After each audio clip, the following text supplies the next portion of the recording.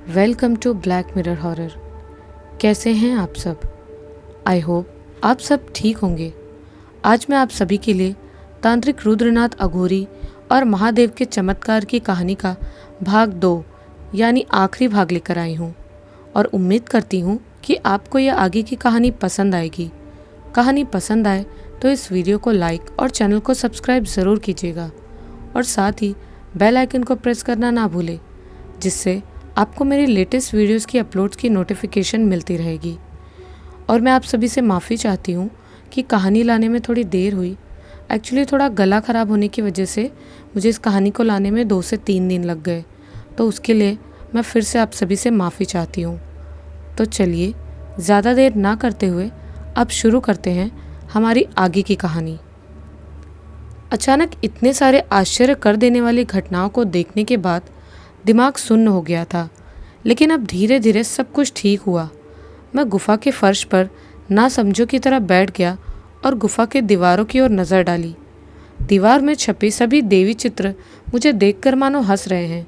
मैं बार बार सोचता रहा कि अनिल इतना बड़ा साधक था, जिस शक्ति को मैंने घर छोड़ साधुओं के साथ इधर उधर घूमते हुए भी नहीं पा सका, उसे अनिल घर पर बैठकर ही पा गया। सच बताऊं तो उसके प्रति मुझे लेश मात्र भी ईर्ष्या नहीं हुई, बल्कि अगर वो कुछ देर और यहाँ रहता तो मैं उसके चरणों को छूकर आशीर्वाद ले लेता, जिसे मैं नहीं कर सका। उसको मेरे छोटे भाई ने कर दिखाया। उसने कहा कि आज से 12 साल पहले सूक्ष्म शरीर द्वारा इस गुफा में रहकर साधना किया था। इसका मतलब उसके पहले से ही उसे तंत्र योग में सिद्धि लाभ हुई थी। इसके अलावा उसने कहा कि उसके साथ मैं फिर मिलूंगा किसी पवित्र ज्ञानगंज मठ में। लेकिन ये मठ कहाँ है? हिमालय की किस जगह पर वो मठ है? इसके बाद याद आया, क्योंकि वो एक मठ है तो लोगों से पूछने पर वहाँ पहुँचने का पता मिल ही जाएगा। अनिल को फिर से देखने के लिए मन व्याकुल हो उठा, लेकिन उससे भी बड़ी इच्छा जो मेरे मन में बैठी थी वो थी देवादिदेव केदारनाथ के दर्शन। मेरे ध्यान ज्ञान में केवल केदारनाथ प्रतिष्ठित थे। एक बार ऐसा भी लगा कि अभी गुफा को छोड़ केदारनाथ के रास्ते निकल पड़ता हूँ, लेकिन फिर याद आया कि भाई ने कहा था कि उस बूढ़े आदमी के स्वस्थ न होने तक मैं उसकी सेवा करूँ। इसके बाद लगभग 32 दिन बीत गए। खुद को मानो गुफावासी जैसा ही सोचने लगा था। इतने दिन आप गुफा में क्यों रहे और उस बूढ़े आदमी का क्या हुआ? मैंने अचानक प्रश्नों की झड़ी लगा दी। तांत्रिक रुद्रनाथ बोले, उसी बूढ़े आदमी की वजह से ही तो मुझे गुफा में इतने दिन रहना पड़ा था। उस आदमी के ठीक होने में इतने दिन कैसे निकल गए मैं समझ नहीं पाया। केवल रात होने पर ऐसा लगता कि एक और दिन बीत गया। यही सोचता कब मुझे श्री केदारनाथ के दर्शन मिलेंगे। प्रतिदिन सुबह गुफा से बाहर एक चट्टान पर बैठकर चारों तरफ के प्राकृतिक दृश्यों को निहारता था और कभी कभी ध्यान करने भी बैठता था। वहाँ पर ऐसा स्वर्गीय सुख है जिसे बोलकर समझाया नहीं जा सकता। जिधर भी देखो केवल सफ़ेद पहाड़ों का क्रम। कभी कोहरे और बादल के बीच से पहाड़ दिखता और कभी पहाड़ कोहरे व बादलों से पूरी तरह ढके दिखाई देते।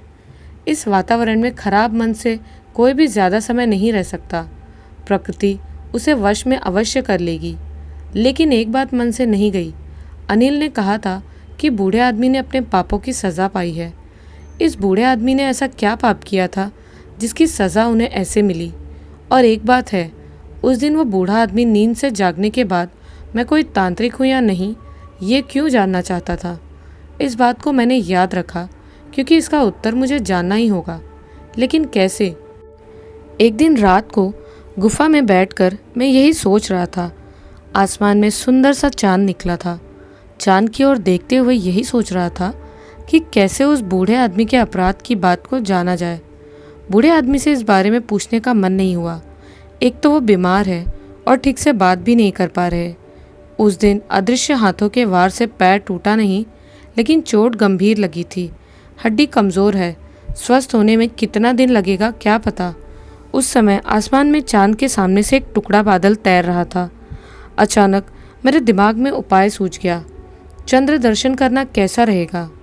हाँ सही, केवल चंद्र दर्शन के द्वारा ही उस बूढ़े आदमी के अपराध की बात सही से जानना संभव है। ये शब्द मेरे लिए नया था, इसलिए तांत्रिक से पूछा, चंद्र दर्शन का मतलब? क्या केवल चांद को देखने से ही सभी बात जानी जा सकती है? तांत्रिक रुद्रनाथ हंसते हुए बोले, अरे नहीं नहीं, इस चंद्र दर्शन का मतलब साधारण तरीके से चांद देखना नहीं है। सीधा लेटकर दोनों हाथों के चारों उंगली से दोनों आंखों को दबाकर और फिर दोनों अंगूठों से दोनों कान को जोर से दबाकर एक मन से दोनों आंखों के बीच ध्यान लगाना होगा। कुछ देर ऐसे ही रहने के बाद धीरे धीरे दृष्टि साफ होता रहेगा। तब दिखाई देता है आंखों के सामने बादल मुक्त काला आसमान और दोनों भौहों के बीच के बराबर सामने एक पूर्ण चांद एवं उसके ठीक नीचे एक पेड़ के पास एक परी दिखाई देती है।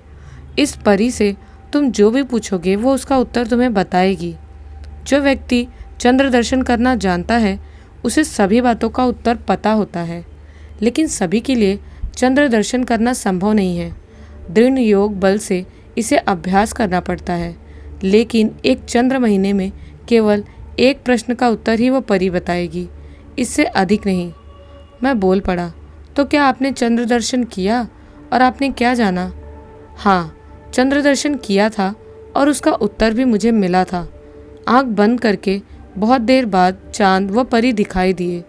उनसे बूढ़े आदमी के अपराध की बात पूछते ही परी बोली, आज से लगभग 30 साल पहले ये बूढ़ा आदमी एक दुकान से कुछ पैसे चोरी करते हुए पकड़ा गया था।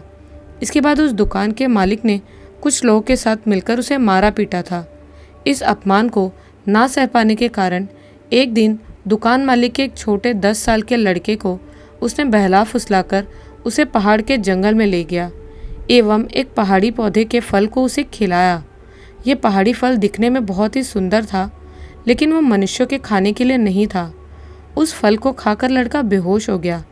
इसके बाद उस बूढ़े ने लड़के को उसके घर के पास लाकर लेटा दिया।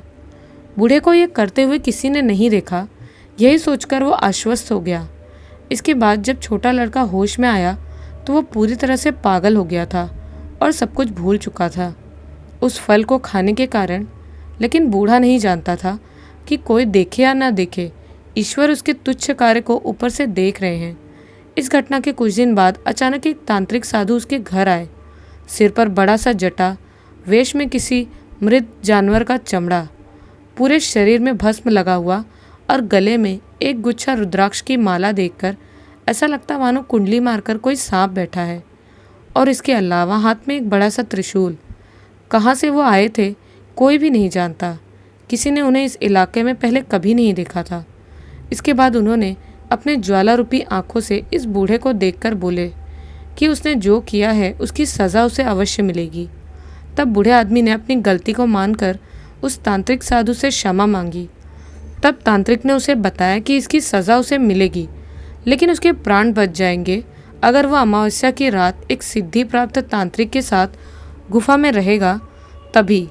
लेकिन उस रात उसके पाप का अंत होने के साथ साथ उसे सज़ा भी मिलेगी और उसके पाप के प्रायश्चित का समय निकट है। ये जाना जाएगा एक ठंडे हवा का झोंका और आग की चिंगारी के रूप में। इतना बताकर आंखों के सामने से पूर्ण चंद्र और परी गायब हो गए। मैंने आंखों को खोला तो देखा सामने बूढ़ा आदमी आराम से सो रहा था। मैंने तांत्रिक से पूछा, इसके बाद आपने इस बारे में उनसे नहीं पूछा? मैं और क्या बोलूँ, उन्होंने अपनी सज़ा पा ली थी और जिसे सज़ा मिल चुकी है उससे और पूछता भी तो क्या पूछता। इतना बोलकर रुद्रनाथ तांत्रिक शांत हुए। मैंने पूछा, इसके बाद क्या हुआ? तांत्रिक ने फिर बताना शुरू किया। इसके बाद लगभग 21 दिन बीत गया। दिन बीतने के साथ साथ वातावरण में ठंडी और भी बढ़ गई थी। इतने दिन ठंड के कपड़े ज़्यादा नहीं पहनने पड़े थे, लेकिन अब घर से लाए मोटे ऊनी पोशाक को पहनना पड़ा। वो बूढ़ा आदमी अब लगभग ठीक ही हो गया था। यही कुछ 10 दिन पहले उन्हें चलने में दिक्कत हो रही थी, लेकिन अब वो स्वाभाविक है। हाथ पैरों में उखड़े नाखून भी ठीक से सूख गए हैं और एक रात गुफा में रहकर अगले दिन हम केदारनाथ के उद्देश्य से निकल पड़े। उस घटना के बाद से वो बूढ़ा आदमी कुछ भी नहीं बोल रहा था, इसलिए मैंने भी बात करने में ज़्यादा उत्साह नहीं दिखाया, केवल उनको अनुसरण करके पीछे पीछे चलता जा रहा था।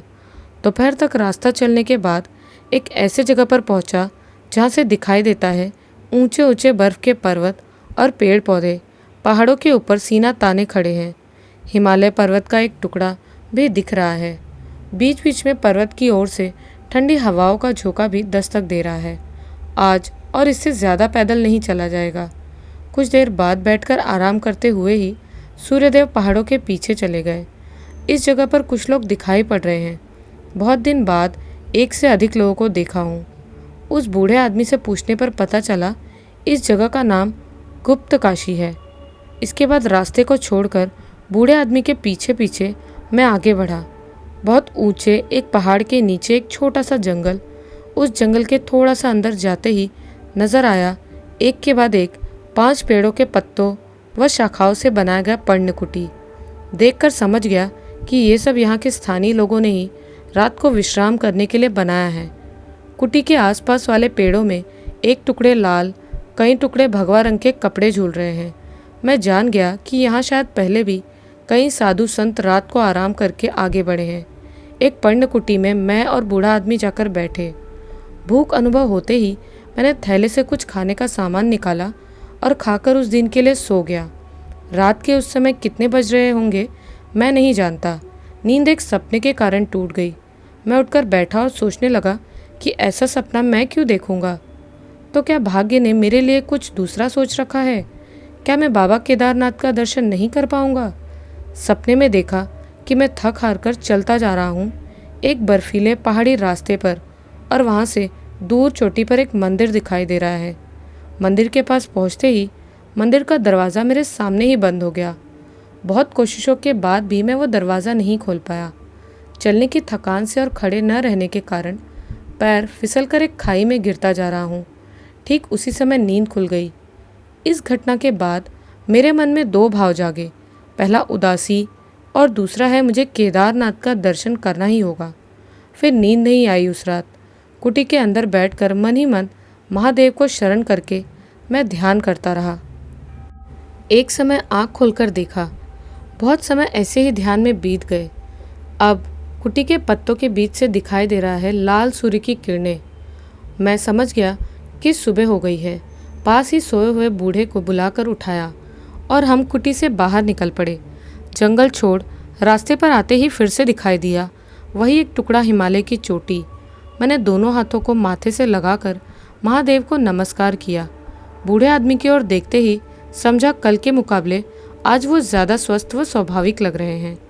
हिमालय की चोटी मन में साहस व शारीरिक शक्ति को और बढ़ा देता है। तेज़ी से चलता रहा, मानो केदारनाथ मुझे दूर से बुला रहे हैं। मुझे जल्दी से वहाँ पहुँचना है। केदारनाथ के रास्ते चलते समय जो हमेशा एक कौतूहल बना रहता वो है यहाँ का प्राकृतिक सौंदर्य। पूरे दिन आंखें फैलाकर इधर उधर देखने से भी मन नहीं भरता। हर एक मुहूर्त न जाने कितने प्राकृतिक आश्चर्य मनुष्य को भाव विभोर कर रहा है। कभी ऐसा लगता कि हाथ उठाते ही बादलों को पकड़ सकते हैं। फिर महसूस होता वो हमसे दूर होता चला जा रहा है।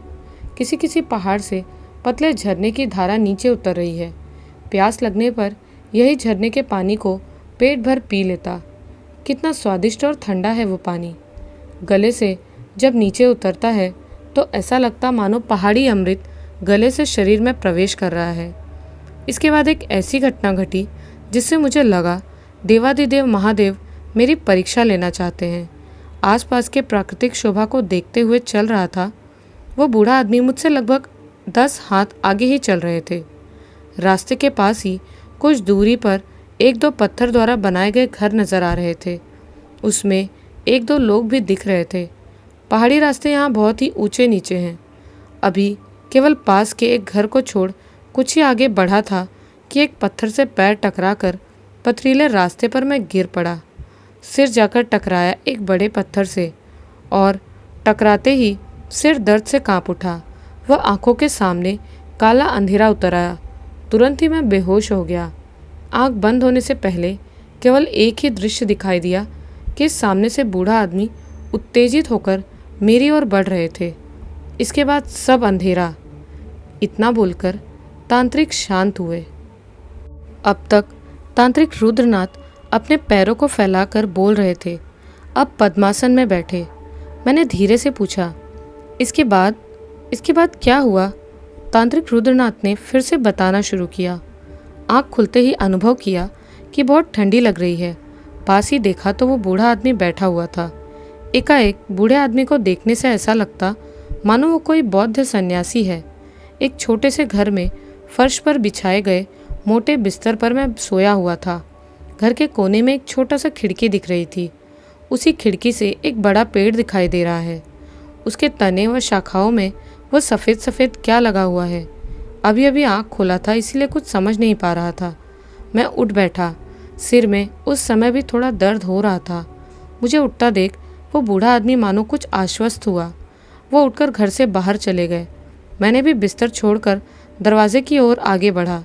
सोते वक्त जिस कंबल को ओढ़ रखा था उसे ओढ़कर ही बाहर आया। बाहर निकलते ही सामने के दृश्यों को देखकर मैं अवाक हो गया। आंखों के सामने जितने भी घर दिख रहे हैं उनके ऊपर, सामने के रास्ते पर, पेड़ों पर सभी जगह सफ़ेद बर्फ़ जमा हुआ है। मैंने आगे बढ़कर थोड़ा सा बर्फ़ अपने हाथ में उठाया। तब तक मानो मेरे सभी दर्द खत्म हो गए थे। जीवन में पहली बार ऐसे बर्फ़ देख रहा था। ये दृश्य मुझे कितना मनोरम लगा था, मैं बोलकर नहीं समझा सकता। अचानक याद आया कि जिस जगह पर गिरकर मैं बेहोश हुआ था, ये तो वो जगह नहीं है। और ये घर किसका है? जहाँ तक मुझे याद है कि मैं जहाँ पर बेहोश हुआ था वहाँ इतने सारे घर नहीं थे।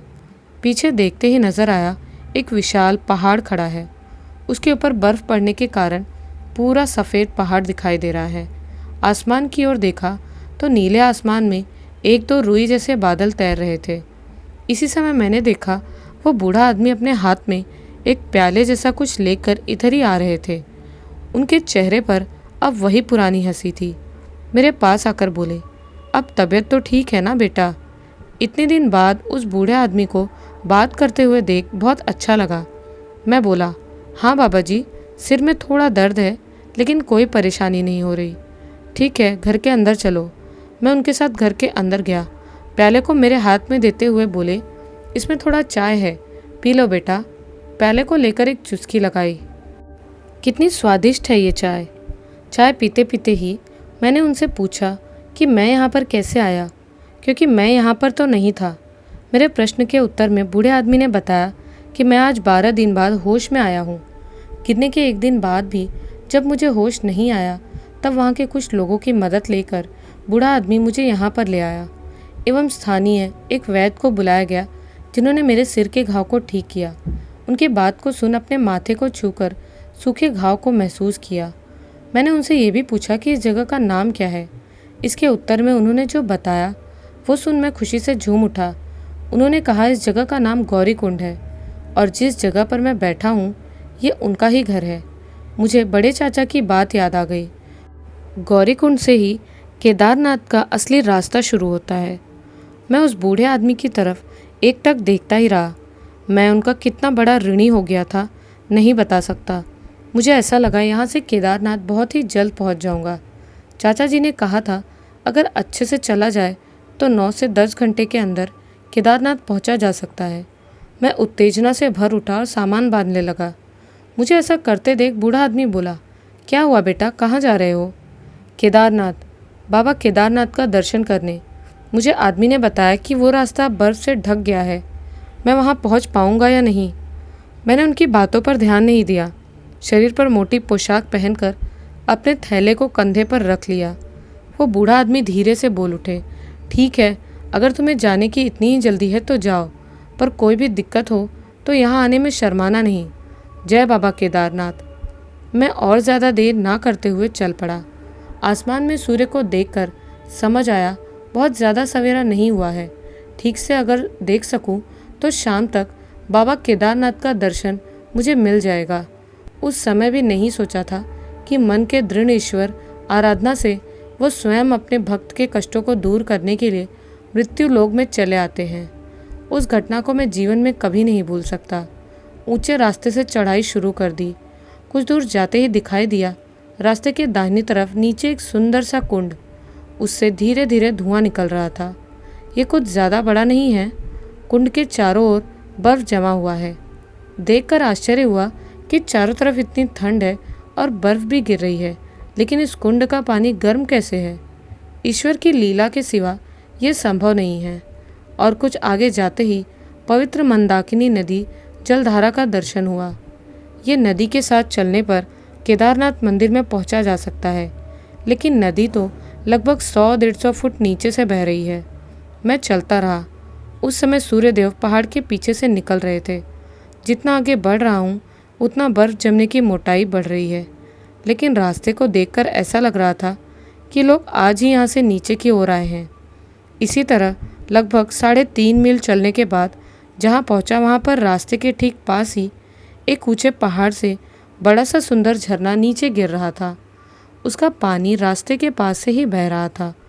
थोड़ा सा पानी पी लिया वहाँ से, ठंडा व स्वादिष्ट पानी। इसके बाद कुछ देर आराम करने वहाँ पर बैठा। बाएं तरफ दिख रहा है हिमालय का एक अंश और सामने ऊंचे ऊंचे पहाड़ एवं उनके ऊपर घने जंगल। उन जंगलों में किसी भी प्रकार के जानवर रह सकते हैं। बीच बीच में हिमालय की ओर आने वाली ठंडी हवा के झोंके चेहरे को सुन्न कर देती। कभी कभी कुछ लोग भी दिखाई देते, लेकिन वे सभी नीचे गौरीकुंड की ओर उतर रहे थे। केदारनाथ की ओर किसी को भी जाते हुए नहीं देखा। मैं उठकर फिर चलने लगा और मन में निश्चय किया कि कितना भी पीड़ा हो बैठना नहीं है। चल पड़ा महादेव का जयकारा करते हुए। धीरे धीरे सांस लेने की गति बढ़ने लगी। फिर एक समय ऐसा लगा मानो फेफड़े सीना चीरकर बाहर निकल आएंगे। बर्फीले रास्ते पर पहाड़ चढ़ना इतना सहज नहीं है। शारीरिक क्षमता तो लगता ही है, इसके अलावा मानसिक शक्ति दृढ़ ना होने पर पहाड़ चढ़ना असंभव है। ऊपर चढ़ने के साथ साथ गर्मी और वायु कम होती गई। इसी तरह 5 मील और चलने के बाद मुझे ऐसा लगा अब मुझसे नहीं होगा। शरीर की शक्ति चलने के कारण धीरे धीरे कम होती रही। मुंह को खोलकर सांस लेना पड़ रहा है। थैले में हाथ डालकर देखा, उसमें खाने के लिए कुछ भी नहीं है। गौरीकुंड से आते वक्त जल्दबाजी में खाने के बारे में याद ही नहीं आया। रास्ते के पास 1-2 छोटे दुकान दिखे, लेकिन वो सभी बंद थे। दोनों पैर मानो और हिलना नहीं चाहते। चारों तरफ ऊंचे ऊंचे पहाड़ और बर्फ। एक भी चिड़िया व मनुष्य नहीं दिखाई दे रहा। इसी वक्त अचानक हरिद्वार के उस चाय वाले की बात याद आ गई। उसने कहा था कि इस समय बर्फ पड़ने के कारण मंदिर 6 महीनों के लिए बंद कर दिया जाता है। तो क्या बाबा केदारनाथ का मंदिर बंद कर दिया गया है? शायद इसी कारण रास्ते में कोई भी नहीं दिख रहा। मेरा हृदय कांपने लगा, ये सोचकर कि इतनी दूर आकर भी महादेव का दर्शन नहीं कर पाऊंगा। उस दिन रात का वो स्वप्न क्या सच हो रहा है? उस समय और 4 मील रास्ता बाकी था। धीरे धीरे दोपहर बीत रही है। मैं फिर उठ पड़ा। हाथ जोड़कर एक बार महादेव का नाम लेकर अपने गंतव्य की ओर चल पड़ा। अब मानो रास्ता और भी ऊंचा है। चलते हुए याद आया कि महादेव का दर्शन पाना कोई सरल काम नहीं है। हर एक कदम पर मानो ईश्वर धैर्य, सहन व भक्ति की परीक्षा ले रहे हैं। मैंने भी मन ही मन निश्चय कर लिया कि अगर मौत भी हो गई तो कोई दुख नहीं, महादेव के पैरों के पास ही मर जाऊंगा। केदारनाथ का दर्शन मुझे करना ही होगा। बिना दर्शन किए मैं यहाँ से वापस नहीं जाऊंगा। इसमें चाहे मैं पैर फिसल कर नीचे गिर जाऊं या बर्फ में मेरी समाधि बन जाए, सचमुच आपका तारीफ किए बिना नहीं रह सकता। हरिद्वार से उतना दूर चलकर न जाने कितनी समस्या से घिरकर, इसके अलावा दुर्घटना से चोट के बावजूद आप उतना दूर पहुंच गए, यही बहुत था। इतना बोलकर तांत्रिक रुद्रनाथ के पैरों को छूकर आशीर्वाद लिया। तांत्रिक तुरंत बोल पड़े, अरे अरे, ये क्या कर रहे हो? प्रत्येक मनुष्य के अंदर भगवान विष्णु का वास होता है, इसीलिए मेरे पैर छूकर अपने अंदर के भगवान विष्णु को छोटा क्यों कर रहे हो? मैं तुम्हें ऐसे ही आशीर्वाद दे रहा हूँ, पैर छूने की कोई ज़रूरत नहीं। अभी तो पूरी कहानी सुना ही नहीं। इसके बाद लगभग 3.5 मील रास्ता चलकर मैं एक ऐसे जगह पर पहुंचा जहां से एक बड़ा पहाड़ी प्राचीन और उसके पास से रास्ता आगे बढ़ गया है। उस प्राचीर को पार करने में लगभग 15 मिनट लगे। इसके बाद जो दिखाई दिया वो किसी स्वर्गीय दृश्य से कम नहीं था। मेरे आंखों के सामने खड़ा है विशाल नीलकंठ पर्वत, हिमालय। उस समय बर्फ से ढके पर्वत के ऊपर अस्त होता सूर्य दिख रहा था और उसके ठीक नीचे एक मंदिर दिखाई दे रहा है। उस मंदिर के ऊपर जमा हुआ है सफ़ेद बर्फ और यहाँ से चारों तरफ ही लगभग सफ़ेद बर्फ दिख रही है। मैं अपनी खुशी को नहीं रोक पाया। शरीर में जितनी शक्ति थी उसे एकत्रित करके मंदिर की ओर चल पड़ा। 20 मिनट बाद मैं केदारनाथ मंदिर के बिल्कुल सामने पहुंच गया। मंदिर के सामने खड़ा होकर ऐसा लगा कि ये तो मेरे स्वप्न के दृश्य जैसा ही है। चारों तरफ बर्फ से ढके पहाड़, कुछ ही दूर से बह रही है मंदाकिनी नदी और सामने केदारनाथ मंदिर सीना तान कर खड़े हैं। इसके अलावा मंदिर की ओर चेहरा करके बैठा है एक पत्थर का सांड और वहाँ एक पत्थर का त्रिशूल भी है। मैं मंदिर के दरवाजे की ओर बढ़ा। उस समय एक पुरोहित मंदिर में दिया जलाकर दरवाजे को बंद कर रहे थे। मुझे अंदर जाने के लिए उत्सुक देख उन्होंने बताया कि मंदिर आज से 6 महीनों के लिए बंद हो गया है। अगर मुझे बाबा केदारनाथ का दर्शन करना है तो 6 महीने बाद आना होगा।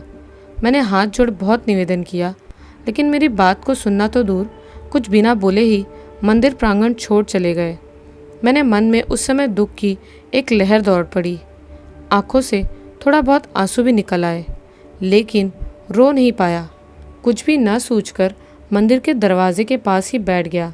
हाथ पैरों में कोई दम नहीं है, भूख से सिर चकरा रहा है, लेकिन मन में केवल एक ही बात बार बार सुनाई दे रही है कि महादेव का दर्शन किए बिना मैं यहाँ से नहीं जाऊँगा।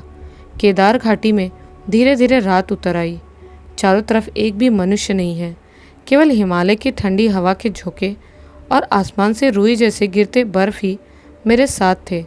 चांद की रोशनी में चारों तरफ एक मनोरम दृश्य बन गया है। मैं जान गया कि जिस हिसाब से ठंडी लग रही है, शायद आज रात ही मैं बर्फ़ से जमकर मर जाऊंगा। 6 महीने रुकना तो दूर की बात है, केवल एक ही बात सोचकर मन को शांति मिल रही है कि मृत्यु होगी भी तो महादेव के चरणों में होगी। लेकिन क्या सोचा था और क्या हो गया। इतना बोलकर तांत्रिक हंसते हुए रुके। मैंने उत्तेजित होकर पूछा, क्या हुआ, रुक क्यों गए? इसके बाद क्या हुआ बताइए। आप क्या उस हड्डी जमा देने वाली ठंडी में 6 महीनों तक प्रतीक्षा करते रहे? तांत्रिक रुद्रनाथ हंसकर फिर से बोलने लगे। मंदिर के दरवाजे के पास टेक लगाकर मैं बैठा हुआ था। शरीर में थोड़ी सी भी ताकत नहीं थी। मैं जानता था कि धीरे धीरे मेरा शरीर मृत्यु की ओर बढ़ रहा है। केवल आंख खोलकर दूर के पहाड़ों को देखता हुआ बैठा हूँ। अचानक से मैंने देखा पहाड़ों की ओर से कोई मेरी तरफ ही आ रहा था। उनका चेहरा मुझे स्पष्ट नहीं दिख रहा था, लेकिन हाथ में लंबा त्रिशूल जैसा कुछ है ये दिख रहा है। और आगे आते ही मैं समझा वो एक सन्यासी या हिमालय के कोई योगी हैं।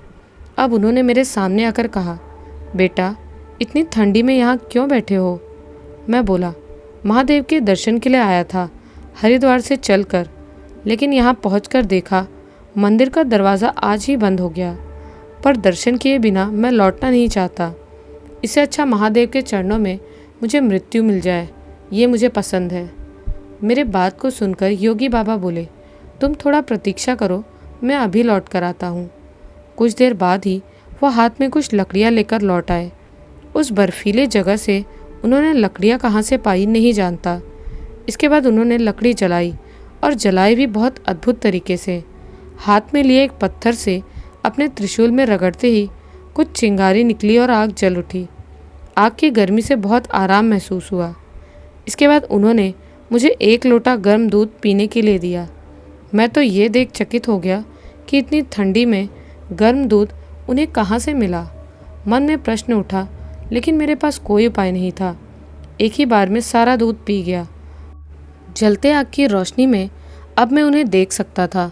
सिर पर बड़ी सी जटा देखकर ऐसा लगता मानो कई 100 साल पुरानी जटा है, एवं जटा थोड़ी भीगी हुई है। देखकर ऐसा लगता है अभी अभी स्नान करके लौट रहे हैं। पूरे शरीर पर सफ़ेद भस्म लगा हुआ है। हाथ, कमर और गले में रुद्राक्ष की माला है। आंखों की तरफ देखने से ऐसा लगता है कि ये किसी साधारण मनुष्य के हो ही नहीं सकते। एकमात्र श्रेष्ठ योगी का दृष्टि ही ऐसे हो सकता है। मैं उनसे कहाँ रहता हूँ ये पूछते ही उन्होंने मंदिर के पीछे पहाड़ की ओर इशारा करते हुए बोले कि वो वहीं पर रहते हैं। उस पर्वत के एक गुफा में बैठकर वो ध्यान साधना करते हैं और जल्दी लोगों के बीच नहीं आते। आज बहुत दिन बाद वो गुफा से बाहर निकले और मंदाकिनी नदी से पानी लेकर फिर गुफा में चले जाएंगे। अब तक एक बात पर ध्यान नहीं दिया था, लेकिन अचानक से याद आया कि इतनी ठंडी में भी उनके शरीर पर कोई पोशाक नहीं है। सचमुच वह एक सिद्ध योगी थे। योग व ध्यान बल से शरीर गर्म रखा जा सकता है। इसके बाद उन्होंने कोई विशेष बात नहीं किया, केवल जाने से पहले बोल कर गए, आग जलता रहेगा, तुम अब सो जाओ। बहुत दूर से चलकर आए हो, सो जाओ और भगवान के ऊपर आस्था रखो। केदारनाथ का दर्शन तुम्हें अवश्य मिलेगा। इसके बाद वो धीरे धीरे मंदिर के पीछे चले गए। मेरे आंखों में भी नींद उतर आया। सभी दुख भूलकर वहीं आराम से मैं सो गया। सुबह की रोशनी से आंख खुल गई। आंख खुलते ही देखा भगवा रंग पहने कुछ लोग इधर ही चलकर आ रहे थे। मेरे चकित होने के ज्ञान ने यहाँ से एक नया मोड़ लिया। चारों तरफ देखा तो कहीं भी बर्फ नहीं दिख रही थी। ठंडी भी कम लग रही थी। मैं जल्दी से उठकर उनके तरफ गया तथा एक आदमी को पहचान पाया। अरे ये तो वही पुरोहित है जो कल मंदिर को बंद करके चले गए थे और कहा था कि 6 महीने बाद मंदिर खुलेगा। मैंने उनसे पूछा, क्या अभी मंदिर खोला जाएगा? वो हाँ बोलकर आगे बढ़ गए। मैंने फिर बोला, लेकिन आपने तो कहा था 6 महीने बाद मंदिर खोला जाएगा। इसके बाद उन्होंने एकाएक रुककर मेरी ओर देखा। मुझे ऐसा लगा कि वो मुझे पहचान गए हैं। मेरे सामने आकर मुझसे पूछा कि मैं ही वो आदमी हूँ ना जो 6 महीने पहले दर्शन करने के लिए आए थे। मैंने उनसे बोला कि 6 महीने कहाँ, मैंने तो उनसे कल शाम को ही पूछा था।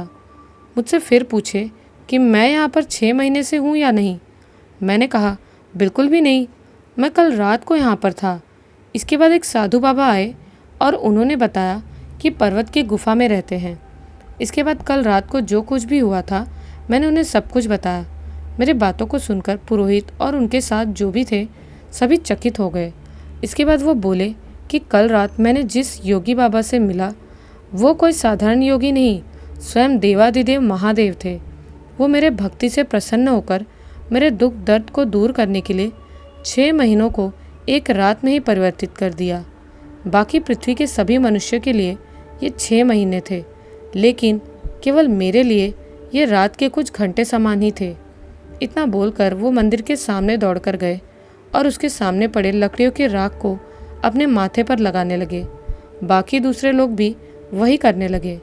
इसके बाद पुरोहित मेरे पास आया और बोले, तुम एक साधारण मनुष्य होकर ईश्वर के दर्शन पाए, लेकिन मैं इतने सालों से केदारनाथ का पुजारी होकर भी ये सौभाग्य नहीं पा सका।